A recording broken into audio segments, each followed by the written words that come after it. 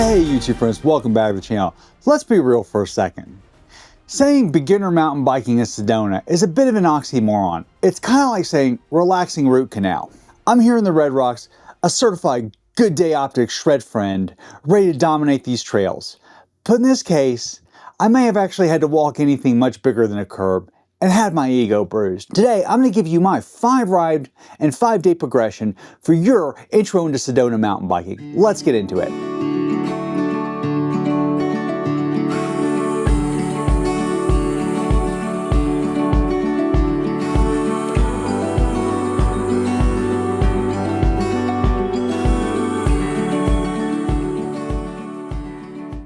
There's a lot of awesome mountain biking videos out there on Sedona. From really killer videos of people doing some amazing things to overviews of intermediate mountain biking.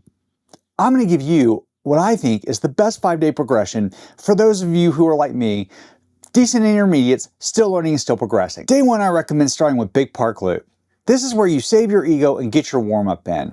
As you can see from the footage I'm showing you, it's absolutely beautiful. It's low risk. It gives you a taste of the famous slick rock.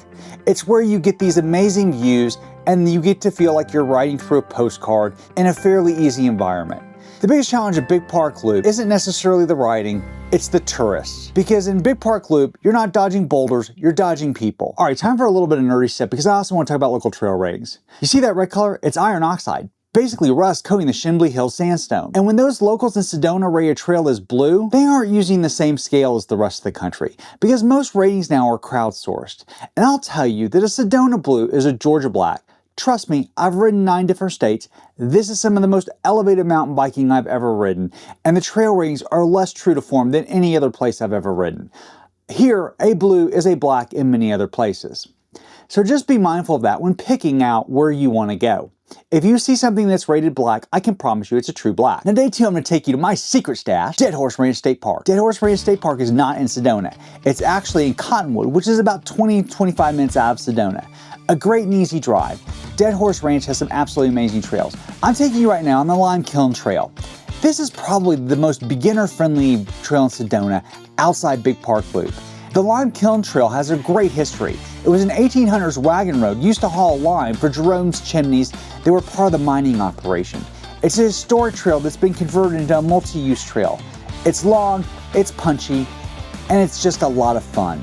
You can actually ride between 2 state parks on this trail. Each way, it's about 17 miles to go park to park. There's a true intermediate loop that you can find at Dead Horse Ranch State Park. It will take you through Upper and Lower Raptor, Rust Bucket, and Thumper. I'm taking you on it now with me. This ride was a lot of fun. I did end up walking my bike a few times, but it wasn't out of desperation. I just lost momentum.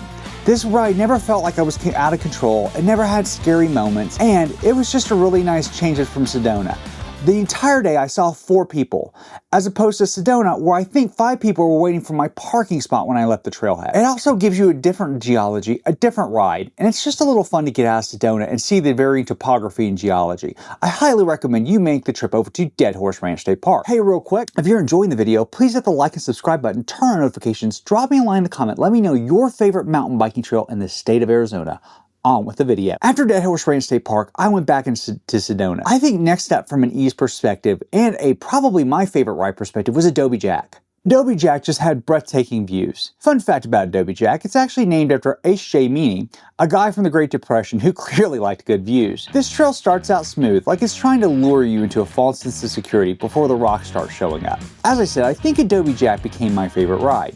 The views are just out of this world, and except for this one drop that I'm going to go ahead and show you now, I basically was able to ride almost all of it except where I lost momentum. This one drop did scare me and then I ended up walking my bike down it. But the rest of the ride was spectacular, and there was nothing I felt like I had to walk on. The only times I walked my bike was where I simply lost momentum or I failed to shift gears in time. Overall, I think Adobe Jack's amazing. Quick pro tip here, there's only 7 spots in the main parking area that it shares with a fancy hotel. So get there early if you want to ride Adobe Jack, or there's alternative parking suggested on MTB Project. Check that out. And you want to know what was perfect for Sedona? My Good Day optics. My Good Day optics were amazing. They're just the right tint, they don't fog up, and they're just wonderful riding. If you are interested in Good Day Optics, which has the best return policy in the business, check out my referral link in the comments and description. It not only supports the channel, it gets you a 20% discount off your first day order from my good friends at Good Day Optics. On with the video.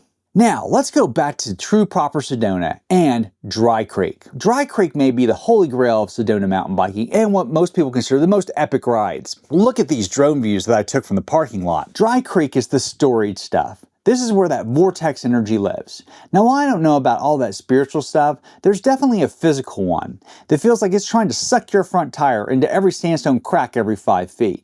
To ride Dry Creek, you gotta be on your mental game as well as your physical game. I did the West Sedona tour, which you can find on MTB Project and referenced on my website. That was 17 miles and had me questioning some of my life choices. Let's go on it.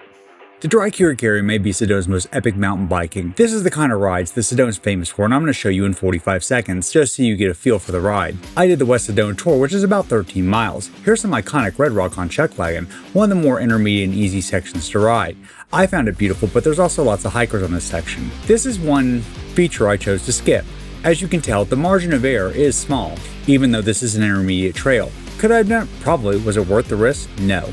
But when you get onto Mezcal, you're really rewarded for your hard effort.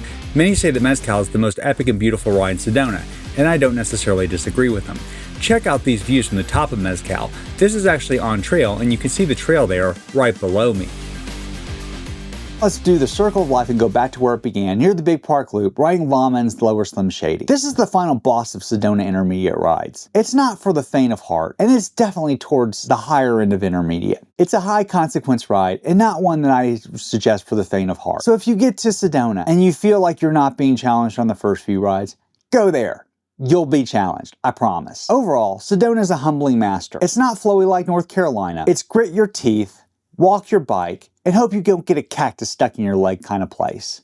But man, oh man, are the views just amazing, and the riding awesome. If you don't mind a dose of humility, come on out. You'll enjoy it. Just bring your walking shoes. And if you want to see the other things I did in the Cottonwood Verde Valley area, check out my video here. As always, if you enjoyed this video, please hit the like and subscribe button, turn on notifications, and drop me a line in the comments. Let me know your favorite intermediate mountain biking trail in the state of Arizona. Thanks for watching. Take care.